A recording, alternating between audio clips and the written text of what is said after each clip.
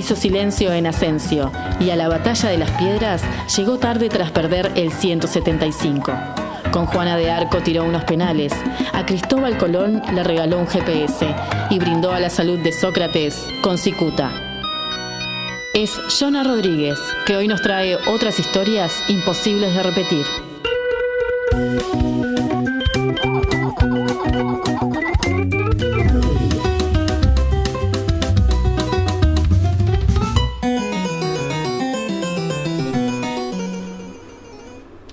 Arrancamos con mi columna, entonces. Bueno, muy bien. Hace 15 días, en la columna pasada, hablábamos de la derecha política. Y la definíamos a través de uno de sus atributos distintivos, como era el constituirse como reacción a fenómenos que eran considerados amenazantes. La identificamos por su actitud reaccionaria, conservadora, antiprogresista.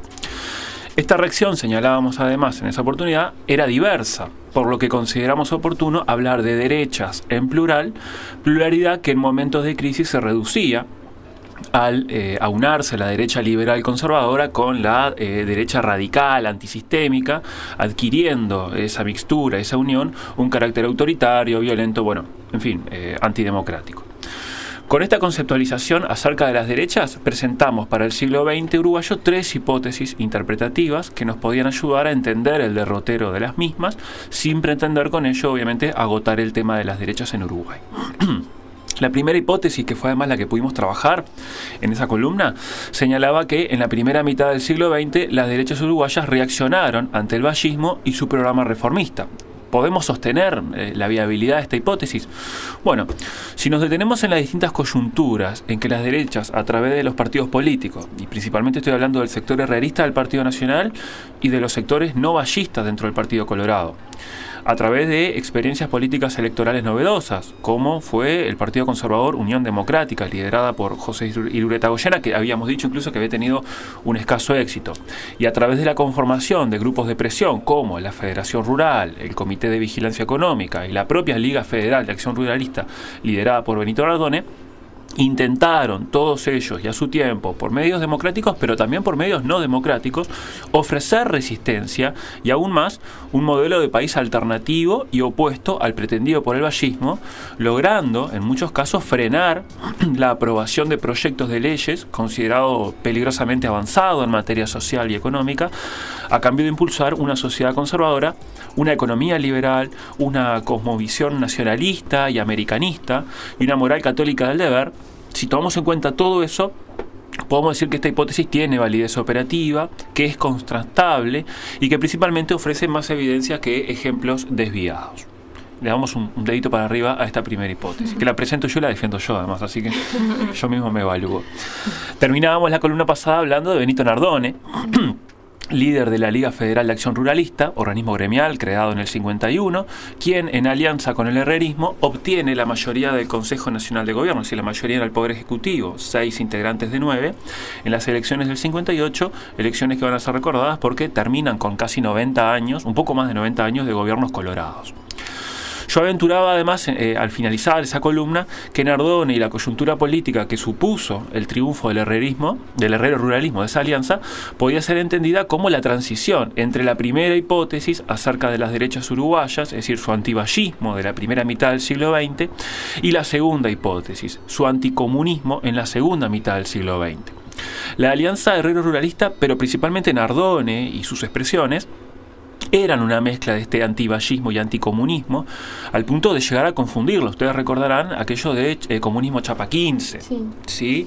Que lo decía Nardone, donde mezclaba al vallismo y al comunismo, que se confundían. A eso hacía referencia eso de comunismo chapa 15.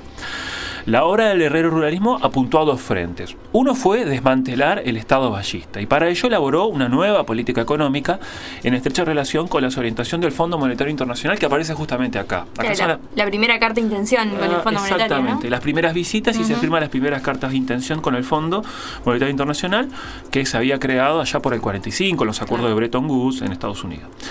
Esas orientaciones del Fondo Monetario Internacional culminaron con la aprobación de la Ley de Reforma Cambiaria y Monetaria del diciembre del 59, lo que constituyó un cambio radical respecto a la política que se había aplicado en el gobierno anterior. En términos generales, se apostó a la apertura de la economía nacional con una progresiva reinserción en los canales de la División Internacional del Trabajo, completada con el apoyo financiero externo, obviamente.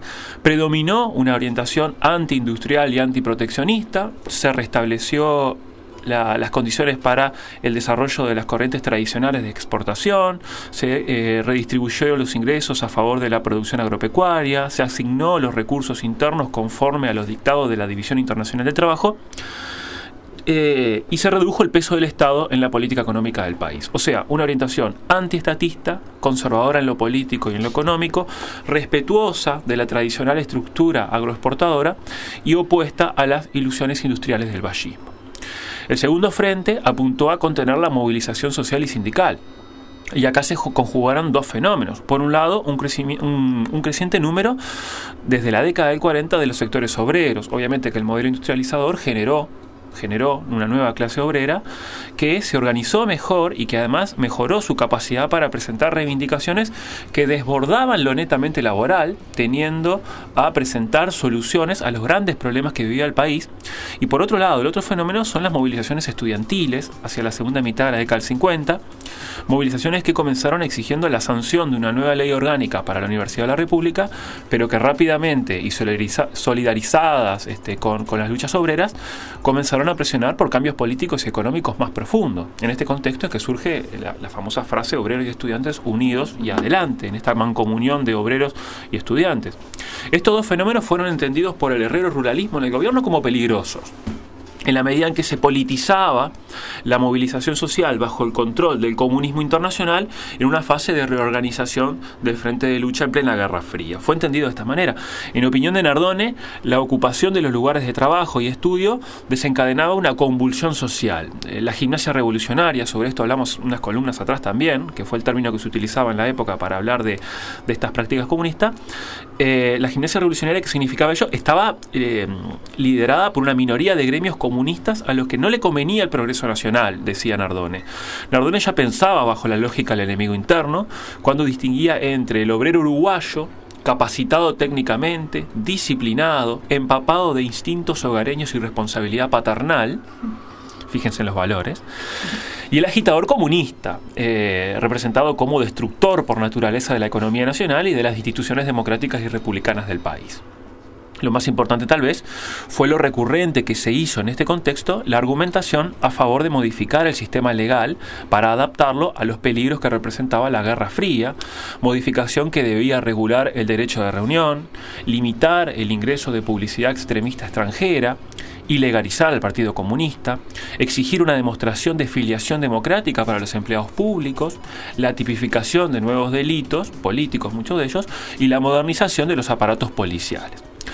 El segundo colegiado, con mayoría nacionalista, continuó en la misma línea, empleando en varias oportunidades mecanismos autoritarios que habían formado parte de los reclamos de la derecha que enfrentaron con virulencia las primeras repercusiones de la crisis a comienzos de los 60.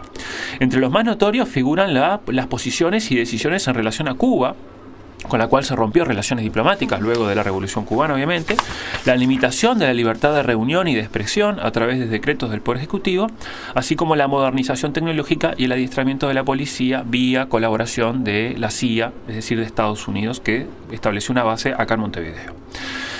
En el marco de la aplicación de estos mecanismos, el segundo gobierno nacionalista promulgó medidas prontas de seguridad en el mismo mes que asume.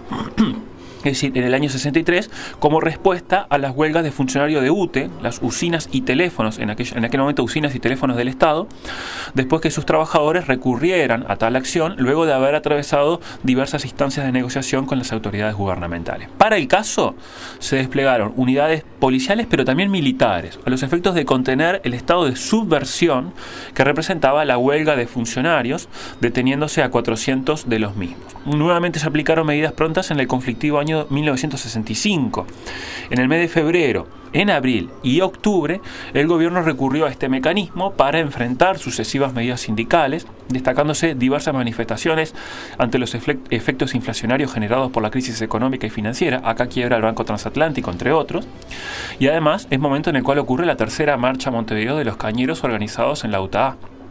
En los hechos se registraron enfrentamientos con las fuerzas de seguridad en distintos barrios de Montevideo, principalmente en el Cerro y La Teja, pedradas, lanzamiento de cóctel molotov a taxis que circulaban a pesar de la huelga. Hubo redadas de la Dirección de Investigaciones, censura y confiscación de las ediciones del diario El Popular y Época, el diario Popular es un diario comunista, la detención de 600 trabajadores y denuncias de torturas a militantes de izquierda. Podemos, pues, siguiendo el enunciado de la segunda hipótesis, señalar que en el comienzo de la segunda mitad del siglo XX se registró en las derechas uruguayas un cambio en la amenaza a la cual reaccionar. El alejamiento del vallismo del poder e incluso su situación minoritaria en el Partido Colorado, donde empezaron a predominar corrientes más conservadores, sumado a las mayores movilizaciones sociales en un contexto nacional de crisis económica y social e internacional de Guerra Fría, llevó a ver en el comunismo una fuerza desestabilizadora y amoral que, permeando distintas esferas del quehacer nacional, desestabilizaba y subvertía el orden establecido. Por último, la tercera hipótesis sostenía que las derechas liberal, conservadora y radical se unían en momentos de crisis.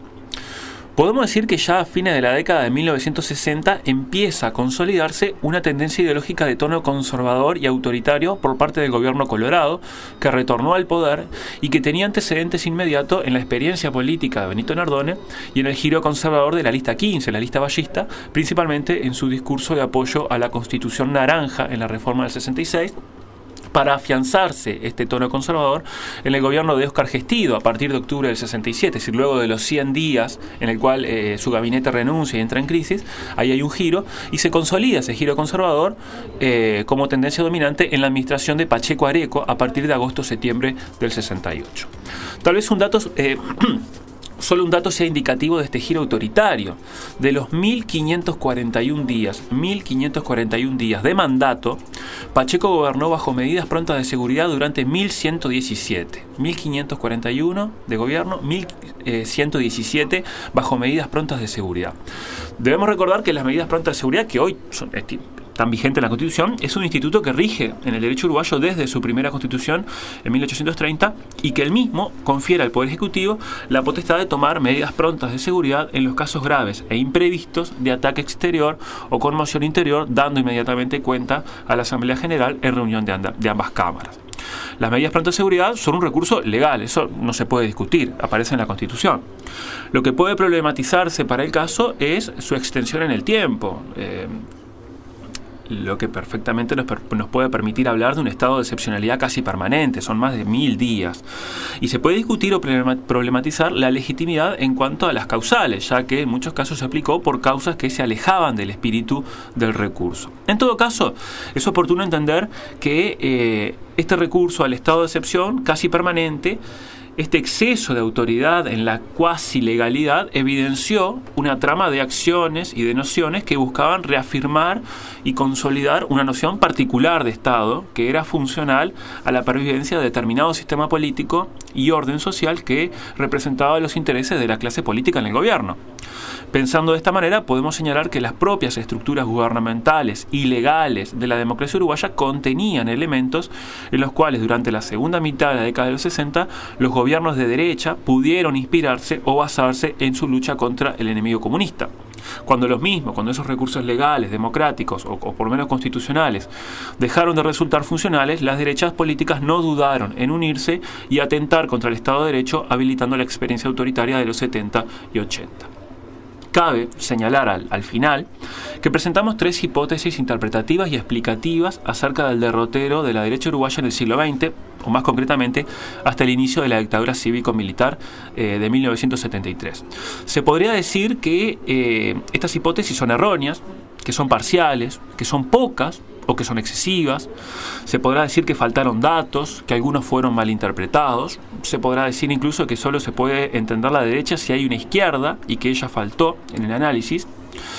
Y si algo de esto el oyente pensó, le dijo a su señora, vieja, ¿viste lo que pasó?